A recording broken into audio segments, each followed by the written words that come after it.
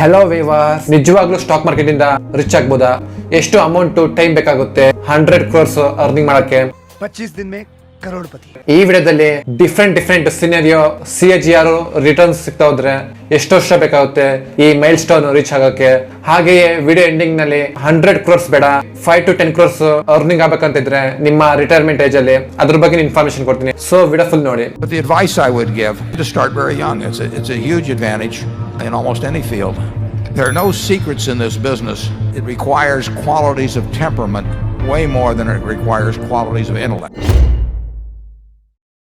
ಹಲವಾರು successful investors ಇದ್ದಾರೆ, like Warren Buffett, ಇಂಡಿಯಾದಲ್ಲಿ ರಾಕೇಶ್ ಜಿಂಜುನ್ವಾಲಾ, ರೀಸೆಂಟ್ ಆಗಿ ಅವರ ಡೆತ್ ಆಯ್ತು.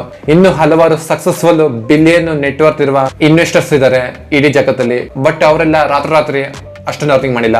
ಲಾಂಗ್ ಟರ್ಮ್ ಇನ್ವೆಸ್ಟ್ಮೆಂಟ್ ಅಲ್ಲಿ ಅಷ್ಟೊಂದು ಅರ್ನಿಂಗ್ ಮಾಡಿದ್ದಾರೆ. ಇದು ಗೊತ್ತಿರಲಿ. ಫಸ್ಟ್ ಇವರೆಲ್ಲ ಸ್ಮಾಲ್ ಅಮೌಂಟ್ ಇಂದ ಸ್ಟಾರ್ಟ್ ಮಾಡಿದ್ದು ಜರ್ನಿ. ಬಟ್ ಹೋಗ್ತಾ ಕ್ಯಾಪಿಟಲ್ ರೈಸ್ ಮಾಡ್ತಾ ಆ ಲೆವೆಲ್ಗೆ ನೆಟ್ವರ್ಕ್ ಕ್ರಿಯೇಟ್ ಮಾಡಿರೋದು. 10,000 ರೂಪಾಯಿ ಅಮೌಂಟ್ ಇಟ್ಕೊಂಡು ಕೋಟಿ ಗಟ್ಟಲೆ ಅರ್ನಿಂಗ್ ಮಾಡಕ್ ಆಗೋದಿಲ್ಲ. ಸೊ ಇಲ್ಲಿ ಕ್ಯಾಪಿಟಲ್ ತುಂಬಾ ಇಂಪಾರ್ಟೆಂಟ್. ಜಾಸ್ತಿ ಕ್ಯಾಪಿಟಲ್ ಇದ್ದಷ್ಟು ಕಮ್ಮಿ CAGR ರಿಟರ್ನ್ ಸಿಗ್ತಾ ಹೋದ್ರು ಒಳ್ಳೆ ಅರ್ನಿಂಗ್ ಮಾಡ್ತಾ ಹೋಗ್ತೀರಾ. ಸೊ ಜಾಸ್ತಿ ಅಮೌಂಟ್ ಇನ್ವೆಸ್ಟಿಂಗ್ ಮಾಡಕ್ಕೆ ಟ್ರೈ ಮಾಡ್ಬೇಕಾಗುತ್ತೆ. ಬಿಕಾಸ್ ರಿಟರ್ನ್ಸ್ ನಿಮ್ಮ ಕೈಯಲ್ಲಿಲ್ಲ. ಹೆಚ್ಚು ಇನ್ವೆಸ್ಟ್ಮೆಂಟ್ ಮಾಡಕ್ ಮಾತ್ರ ನಿಮ್ ಕೈಲಾಗೋದು. 10% CAGR ಸಿಗ್ಬೋದು, ನೆಕ್ಸ್ಟ್ ವರ್ಷ 20%, ನೆಕ್ಸ್ಟ್ ವರ್ಷ ಜಾಸ್ತಿ ಕಮ್ಮಿ ಸಿಗ್ಬೋದು. ಸೊ ಜಾಸ್ತಿ ಅಮೌಂಟ್ ಇನ್ವೆಸ್ಟಿಂಗ್ ಮಾಡೋದು ತುಂಬಾ ಇಂಪಾರ್ಟೆಂಟ್. ಡಿಫ್ರೆಂಟ್ ಸಿನಾರಿಯೋ ಶೋ ಮಾಡ್ತೀನಿ. CAGR 15%, 20, 25, 30% ಸಿಗ್ತಾ ಹೋದ್ರೆ ಎಷ್ಟು ವರ್ಷ ಬೇಕಾಗುತ್ತೆ 100 crores ಅರ್ನಿಂಗ್ ಮಾಡಕ್ಕೆ? So first one 5 lakhs capital ಇದ್ರೆ 15% CAGR ರಿಟರ್ನ್ ಸಿಗ್ತಾ ಹೋದ್ರೆ 100 crores ಆಗಕ್ಕೆ 55 years ಬೇಕಾಗುತ್ತೆ. ಅದೇ 20% CAGR ಸಿಗ್ತಾ ಹೋದ್ರೆ 42 years ಬೇಕಾಗುತ್ತೆ. ಹಾಗೆ 25 CAGR ಸಿಗ್ತಾ ಹೋದ್ರೆ 34 years ಬೇಕಾಗುತ್ತೆ. 30% CAGR ಸಿಗ್ತಾ ಹೋದ್ರೆ 29 years ಬೇಕಾಗುತ್ತೆ. ಇನ್ವೆಸ್ಟ್ಮೆಂಟ್ ಮಾಡಿರೋದು ಸೇಮ್ ಅಮೌಂಟ್, ಬಟ್ CAGR ಮೇಲೆ ತುಂಬಾ ಗ್ಯಾಪ್ ನೋಡಬಹುದು. ಅದೇ 10 lakhs ಕ್ಯಾಪಿಟಲ್ ಇಂದ ಇನ್ವೆಸ್ಟ್ಮೆಂಟ್ ಮಾಡಿದ್ರೆ 15% CAGR ಸಿಗ್ತಾ ಹೋದ್ರೆ 50 ವರ್ಷಕ್ಕೆ 100 crores ಆಗುತ್ತೆ. 20% CAGR ಗೆ 38 ವರ್ಷ ಬೇಕಾಗುತ್ತೆ. 25% CAGR ಗೆ 31 ವರ್ಷ ಬೇಕಾಗುತ್ತೆ. ಹಾಗೆ 30% CAGR ಸಿಗ್ತಾ ಹೋದ್ರೆ 27 years ಬೇಕಾಗುತ್ತೆ 100 crores ಮೈಲ್ ಸ್ಟೋನ್ ರೀಚ್ ಆಗಕ್ಕೆ. ನೆಕ್ಸ್ಟ್ ಸಿನಾರಿಯೋದಲ್ಲಿ 30 lakhs ಕ್ಯಾಪಿಟಲ್ ಇದ್ರೆ 15% CAGR ಸಿಗ್ತಾ ಹೋದ್ರೆ 42 years ಗೆ 100 crores ಆಗುತ್ತೆ. 20% CAGR ಗೆ 32 years ಆಗುತ್ತೆ. 25% CAGR ಗೆ 26 years ಬೇಕಾಗುತ್ತೆ. ಹಾಗೆ 30% CAGR ಗೆ 23 years ಬೇಕಾಗುತ್ತೆ. ಜಾಸ್ತಿ ಅಮೌಂಟ್ ಇನ್ವೆಸ್ಟ್ ಮಾಡ್ದಂಗು ತುಂಬಾ ಕಮ್ಮಿ ವರ್ಷಕ್ಕೆ ನಿಮ್ಮ ಮೈಲ್ ಸ್ಟೋನ್ ರೀಚ್ ಆಗ್ಬೋದು. Next scenario 50 lakh capital, 15% CAGR ಸಿಗ್ತಾ ಹೋದ್ರೆ 38 years ಗೆ 100 crores ಆಗುತ್ತೆ. 20% CAGR ಗೆ 30 years ಗೆ ರೀಚ್ ಆಗುತ್ತೆ. ಹಾಗೆ 25% CAGR ಗೆ 24 years ಗೆ ರೀಚ್ ಆಗುತ್ತೆ. ಹಾಗೆ 30% CAGR ಗೆ 21 years ಗೆ ರೀಚ್ ಆಗುತ್ತೆ. ನಿಮ್ಮ ಮೈಲ್ ಸ್ಟೋನ್ 100 crores. ಕಂಟ್ರೋಲ್. ಯಾರು ಬೈಕನಕ್ಕೆ ಹೋಗ್ಬೇಡಿ, ಇಷ್ಟೊಂದು ಅಮೌಂಟ್ ಬೇಕಂತ. ಇನ್ನೂ ಮುಗ್ದಿಲ್ಲ ಸ್ಟೋರಿ. ಫುಲ್ ವಿಡಿಯೋ ನೋಡಿ ಆಮೇಲೆ ಜಡ್ಜ್ ಮಾಡಿ. ಲಾಸ್ಟ್ ಸಿನಾರಿಯೋ 1 crore ಕ್ಯಾಪಿಟಲ್ ಇಂದ ಸ್ಟಾರ್ಟ್ ಮಾಡಿದ್ರೆ 15% CAGR ಸಿಗ್ತಾ ಹೋದ್ರೆ 33 years ಗೆ 100 crores ರೀಚ್ ಆಗುತ್ತೆ.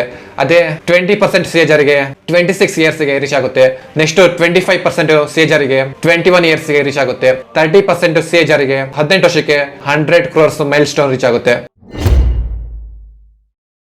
ಇನ್ವೆಸ್ಟಿಂಗ್ ಮಾಡಕ್ಕೆ ಯಾರ ಹತ್ರ ಇಷ್ಟೊಂದು ಅಮೌಂಟ್ ಇರೋದಿಲ್ಲ. ನಿಮಗೆ 100 crores ರಿಟರ್ನ್ಸ್ ಬೇಡ ಅಂತಿದ್ರೆ 10 lakhs ಅಮೌಂಟ್ ಇಂದ ಸ್ಟಾರ್ಟ್ ಮಾಡಬಹುದು.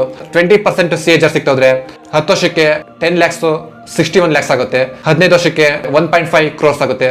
20 years ಗೆ 3.8 crores ಆಗುತ್ತೆ. 25 years ಗೆ 9.5 crores ಆಗುತ್ತೆ. 30 years ಗೆ 23-24 crores ಆಗುತ್ತೆ. ನನ್ನ ಪ್ರಕಾರ ಬೆಸ್ಟ್ ಆಪ್ಷನ್ ಇದು. ಬಿಕಾಸ್ ಇನ್ಫ್ಲೇಷನ್ ನೀವು ಬೀಟ್ ಮಾಡ್ಬೇಕಾಗುತ್ತೆ. ನಿಮ್ಮ ಏಜ್ 20-25 ಒಳಗಿದ್ರೆ ರಿಟೈರ್ಮೆಂಟ್ ಏಜ್ ಅಷ್ಟೊತ್ತಿಗೆ 25 crores ಆಗುತ್ತೆ. ಸೊ ಇನ್ಫ್ಲೇಷನ್ ಬೀಟ್ ಮಾಡೋದು ತುಂಬಾ ಇಂಪಾರ್ಟೆಂಟ್. ಈಗ ನನ್ನ ಕನ್ಕ್ಲೂಷನ್, ಯಾವತ್ತು ನೀವು ಒಂದೇ ಕಡೆ ಇನ್ವೆಸ್ಟಿಂಗ್ ಮಾಡಬಾರ್ದು. ಮಿನಿಮಮ್ 10 to 15 ಡಿಫ್ರೆಂಟ್ ಫ್ಯೂಚರ್ ಇರುವ ಸೆಕ್ಟರ್ಸ್ ನಲ್ಲಿ ಡಿಫ್ರೆಂಟ್ ಕಂಪನೀಸ್ ಅಲ್ಲಿ ಇನ್ವೆಸ್ಟಿಂಗ್ ಮಾಡಬೇಕಾಗುತ್ತೆ. For example petrol diesel sector ಇರೋದಿಲ್ಲ ಫ್ಯೂಚರ್ ಅಲ್ಲಿ. ಸೊ ಈ ಸೆಕ್ಟರ್ ಅಲ್ಲಿ ಇನ್ವೆಸ್ಟ್ ಮಾಡಕ್ ಹೋಗ್ಬಾರ್ದು ಯಾವತ್ತು. ಈ ರೀತಿ ರಿಸ್ಕ್ ಮ್ಯಾನೇಜ್ಮೆಂಟ್ ತುಂಬಾ ಇಂಪಾರ್ಟೆಂಟ್. ಇಲ್ಲಿ ನನ್ನ ಉದ್ದೇಶ ಏನಂದ್ರೆ ಸ್ಟಾಕ್ ಮಾರ್ಕೆಟ್ ಅಲ್ಲಿ ಜಾಸ್ತಿ ಅಮೌಂಟ್ ಇನ್ವೆಸ್ಟಿಂಗ್ ಮಾಡೋದು ತುಂಬಾ ಇಂಪಾರ್ಟೆಂಟ್. 1 crores ನಿಮ್ಮ ಇನ್ವೆಸ್ಟ್ಮೆಂಟ್ ರೀಚ್ ಆಗೋರ್ಗು ತುಂಬಾ ಸ್ಲೋ ವರ್ಕ್ ಆಗುತ್ತೆ. Compounding effect. 10,000 ರೂಪಾಯಿಂದ ಸ್ಟಾರ್ಟ್ ಮಾಡಿ 10 lakhs ಎಷ್ಟರಿಂದ ಸ್ಟಾರ್ಟ್ ಮಾಡಿ 1 crores ಆಗೋರ್ಗು ತುಂಬಾ ಸ್ಲೋ ವರ್ಕ್ ಆಗುತ್ತೆ. ಆಮೇಲೆ ಫಾಸ್ಟ್ ಆಗಿ ವರ್ಕ್ ಆಗುತ್ತಾ ಹೋಗುತ್ತೆ. ವಾರನ್ ಬಫೆಟ್, ರಾಕೇಶ್ ಜಿಂಜುನ್ವಾಲಾ, ಇನ್ನು ಹಲವಾರು ಸಕ್ಸಸ್ಫುಲ್ ಇನ್ವೆಸ್ಟರ್ಸ್ ಅವರು 10,000 ರೂಪಾಯಿಂದ ಜರ್ನಿ ಸ್ಟಾರ್ಟ್ ಮಾಡಿದ್ರು. ಹೋಗ್ತಾ ಕ್ಯಾಪಿಟಲ್ ರೈಸ್ ಮಾಡ್ತಾರೆ. ಅದರಿಂದ ಅವರು ಇಷ್ಟು ವರ್ಷ ಆದ್ಮೇಲೆ ಬಿಲಿಯನರ್ಸ್ ಆಗಿರೋದು. ಸೊ ಇಲ್ಲಿ ತುಂಬಾ ಇಂಪಾರ್ಟೆಂಟ್ ಕ್ಯಾಪಿಟಲ್. ರಿಟರ್ನ್ಸ್ ಅನ್ನೋದು ಯಾವತ್ತೂ ಫಿಕ್ಸ್ ಇರೋದಿಲ್ಲ. ವಾರೆನ್ ಬಫೆಟ್ ಅವರು 11 ವರ್ಷ ಇದ್ದಾಗ ಇನ್ವೆಸ್ಟ್ಮೆಂಟ್ ಜರ್ನಿ ಸ್ಟಾರ್ಟ್ ಮಾಡಿದ್ದು. ಇವಾಗ 92-93 ಇಯರ್ಸ್ ಆಗಿದೆ ಏಜ್.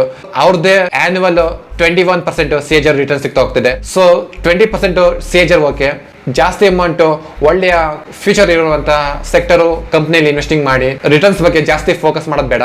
100 ಕೋಟಿ ಅರ್ನಿಂಗ್ ಮಾಡ್ಬೇಕಂತಿದ್ರೆ ಮಿನಿಮಮ್ 10 lakhs ತುಂಬಾ ಇಂಪಾರ್ಟೆಂಟ್.